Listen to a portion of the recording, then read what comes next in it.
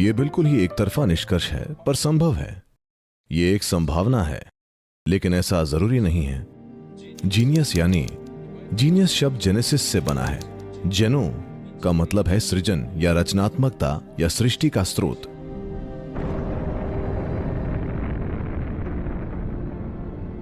तो जीनियस का मतलब है कि उसने सृष्टि के स्रोत को जाने या अनजाने में छू लिया है।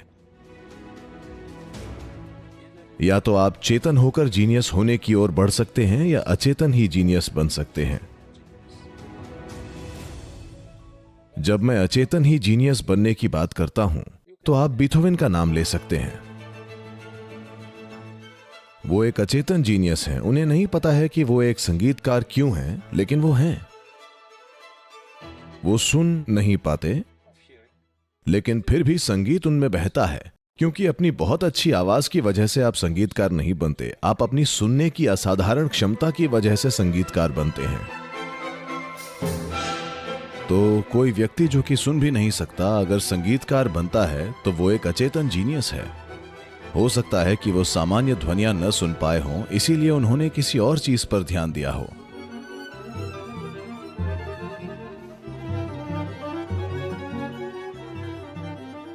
आपने योगियों को बात करते सुना होगा, कैसे अगर आप ध्यान में जाते हैं तो आपको पहले एक घंटी की आवाज सुनाई देगी, फिर एक वीणा की सुनाई देगी, फिर आपको कुछ और सुनाई देगा, कोई और संगीत।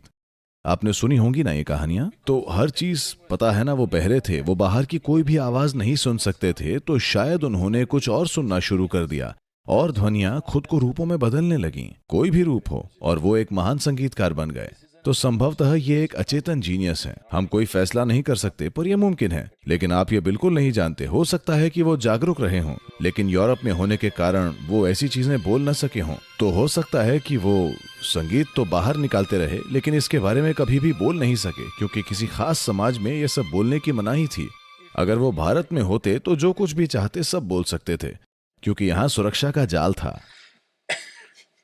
नहीं, ये बहुत जरूरी है। अगर आध्यात्मिक आयामों को समाज में सचमुच ऊंचा उठाना है, तो इसकी स्वतंत्रता वहां होनी चाहिए। इससे वहां पागल भी आएंगे, दीवाने भी आएंगे, लेकिन ज्ञानी लोग भी उभर कर आएंगे।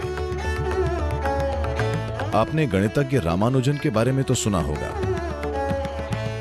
उन्होंने अपनी मृत्युशैया पर एक थ्योरम लिखी। उसके पहले वो कई लिख चुके थे, लेकिन उन्होंने अपनी मृत्युशैया पर भी एक थ्योरम लिखी। मुझे लगता है कि 100 साल बाद 2010 में वो ये पता लगा पाए कि ये थ्योरम ब्रह्मांड में ब्लैक होल को बयां करती है।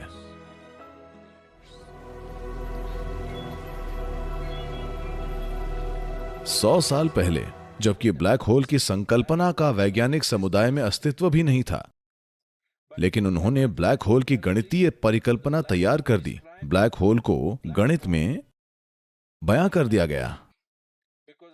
क्योंकि जब भी आप कोई थियरी बनाते हैं, अगर आपके पास उसका गणितीय आधार नहीं है तो वो थियरी नकार दी जाती है। लेकिन अभी उनके पास कोई थियरी नहीं थी, उन्होंने बस गणितीय आधार तैयार कर दिया और कहा, मुझे नहीं पता कि ये क्या है, मेरी देवी ने मुझे ये दिया है।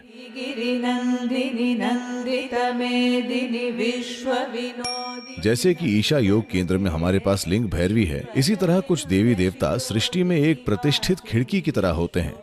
इसलिए ये सभी देवी देवता असल में एक असीम संभावना का दरवाजा होते हैं।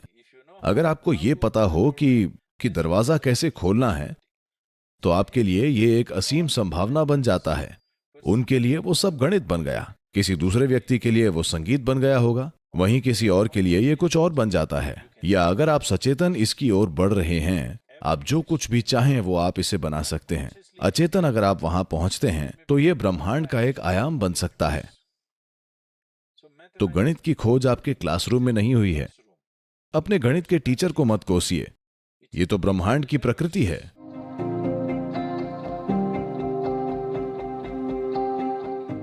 इस ब्रह्मांड की प्रकृति को इंसानी अनुभव में ले आने का यही एकमात्र तरीका है, और इसे समझदारी से करने का एक प्रभावशाली तरीका गणित है। शब्द बिल्कुल व्यर्थ हैं। The only efficient way to do it is to imbibe the universe as a part of yourself.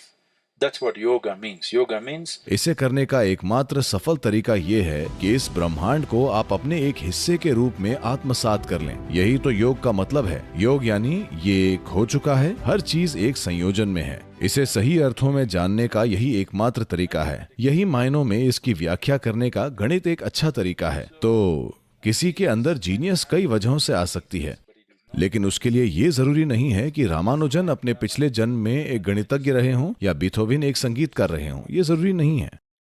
हो सकता है वो कुछ और रहे हों। निस्संदेह वो किसी चीज की वजह से ऐसे थे, ठीक है।